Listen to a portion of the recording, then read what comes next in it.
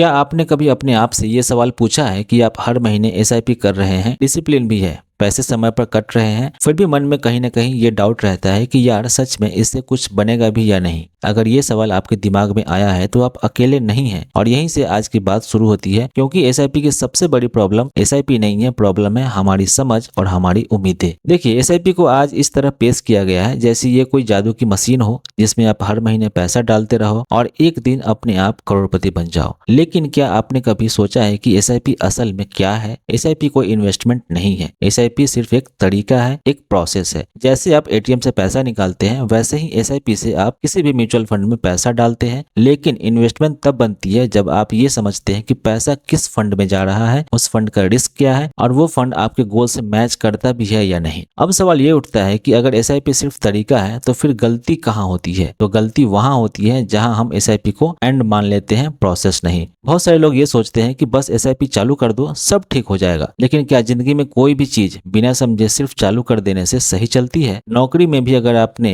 अपने रोल को नहीं समझा तो प्रॉब्लम होती है, बिजनेस में भी अगर कैश फ्लो नहीं समझे तो दिक्कत आती है, फिर इन्वेस्टमेंट में ऐसा क्यों नहीं होगा? अब जरा अपने आसपास देखिए, कितने लोग ऐसे हैं जिन्होंने एसआईपी तो शुरू की लेकिन ये नहीं पता उनको कि फंड इक्विटी है या हाइब्रिड, लार्ज कैप है या फिर मिड कैप, या उस फंड का रिस्क लेवल क्या है।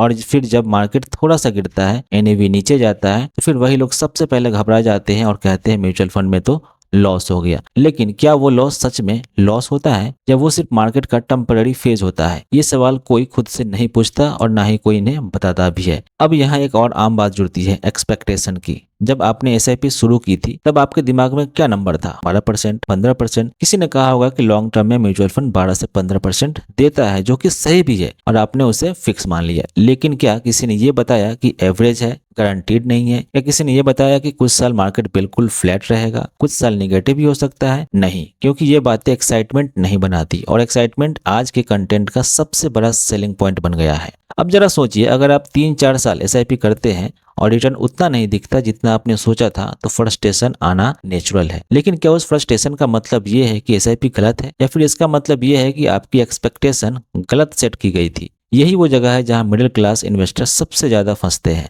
क्योंकि उनके पास टाइम भी लिमिटेड होता है और रिस्क लेने की कैपेसिटी भी लिमिटेड होती है और गलती सुधारने का मार्जिन भी कम होता है। और यहीं से एज का सवाल आता है। अगर आपकी उम्र 25 साल है तो आपने एसआईपी शुरू की तो मार्केट के अप्स एंड डाउन्स आपको उतना इमोशनली अफेक्ट नहीं करेगा, क्योंकि आपके पास समय है उसको रिकवर करने के लिए, उसको मेंटेन करने के लिए। लेकिन अगर आप 40 से 45 की उम्र में एसआईपी शुरू कर रहे हैं तो हर गिरावट आपको डराती है, क्योंकि दिमाग में रिटायरमेंट, बच्चों की पढ़ाई, मेडिकल खर्चा सब साथ साथ चलते हैं। ऐसे में एसआईपी को ब्लाइंडली फॉलो करना सबसे खतरनाक हो सकता है अगर आपने फंड सिलेक्शन और एसेट एलोकेशन पर ध्यान नहीं दिया। अब एक और सवाल जो बहुत लोग पूछते हैं लेकिन सही तरीके से समझते नहीं, मैं एसआईपी कितने साल करूं? अक्सर जवाब मिलता है कम से कम 5 साल। लेकिन क्या 5 साल हर किसी के लिए सही है? अगर आपका गोल 15 साल दूर है तो 5 साल क्यों? और अगर आपका गोल 5 साल दूर है तो इक्विटी एसआईपी क्यों? ये सवाल सिंपल लगते हैं लेकिन इनका जवाब सोचने में भी क्लैरिटी आती है और ज्यादातर लोग यही सोचने वाला हिस्सा स्किप कर देते हैं। अब थोड़ा बिहेवियर की बात करते हैं, क्योंकि एसआईपी का रिजल्ट फंड से ज्यादा बिहेवियर पर डिपेंड करता है। आपने देखा होगा जब मार्केट ऊपर जाता है तब लोग कहते हैं काश और एसआईपी डाल दी होती,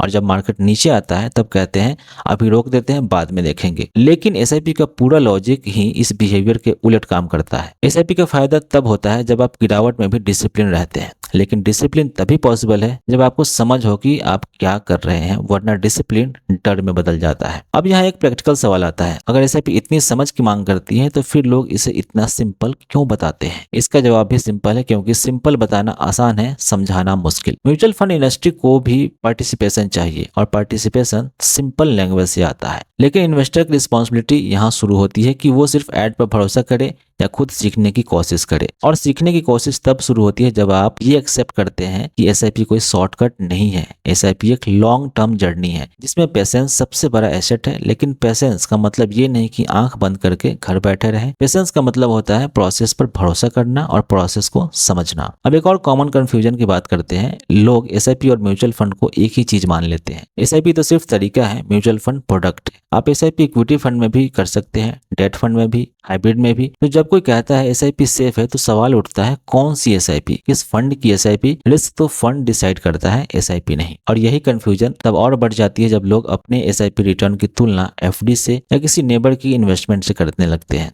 कोई कहता है मेरे दोस्त को तो 18% मिल गया और आप अपने 8 से 9% देखकर परेशान हो जाते हैं। लेकिन क्या आपने ये देखा कि उसने किस समय इन्वेस्ट स्टार्ट किया था, किस फंड में किया था और कितना रिस्क लिया? कंपैरिजन बिना कॉन्टेक्स्ट के हमेशा फ्रस्ट्रेशन देता है। अब मिडिल क्लास इन्वेस्टर की एक और रियलिटी है, एसआईपी अक्सर लास्ट ऑप्शन बन जाती है। पहले ईएमआई, घर का खर्चा, बच्चों की फी, फिर जो बचा उसमें एसआईपी करो और फिर उम्मीद करते हैं कि ये एसआईपी सारे फाइनेंशियल गोल पूरे कर देगा। लेकिन क्या कभी आपने ये कैलकुलेट किया है कि आपकी एसआईपी अमाउंट आपके गोल के लिए सफिशिएंट है या नहीं? अगर नहीं तो डिसअपॉइंटमेंट इनविटेबल है और डिसअपॉइंटमेंट से कॉन्फिडेंस टूटता है। और कॉन्फिडेंस टूटने के बाद लोग क्या करते हैं, या तो एसआईपी बंद कर देते हैं या फिर हर साल फंड बदलते रहते हैं, क्योंकि उन्हें लगता है कि प्रॉब्लम फंड में है। लेकिन सच ये है कि बार बार फंड बदलना एसआईपी के बेनिफिट को मार देती है, क्योंकि कंपाउंडिंग टाइम मांगती है, इम्पेशेंस नहीं। अब एक ऑनेस्ट सवाल, क्या एसआईपी सभी के लिए सही है? जवाब है नहीं। एसआईपी एक टूल है, सॉल्यूशन नहीं। कुछ लोगों के लिए लमसम बेहतर हो सकता है, कुछ लोगों के लिए मिक्स अप्रोच और कुछ के लिए कंजर्वेटिव प्लानिंग।